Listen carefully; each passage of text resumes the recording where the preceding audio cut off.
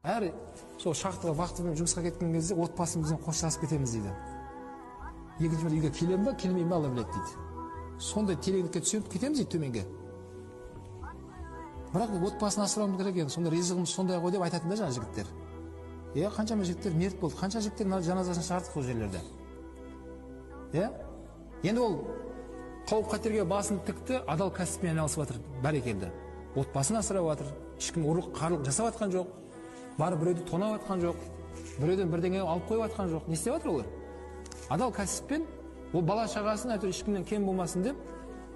Қатер бар. Қанша адамдар қыстың күні стройкада жұмыс істейді мысалға. Оңай емес, денсаулық кетіп жатыр. Бірақ сол содан тапқан нафақасын не істеп жатыр бала шағасына? Мыняқта балалары жаурамай киім киіп жүр сол әкесінің тапқан табысына. Үйінде ет жеп отыр балалары. Мектепке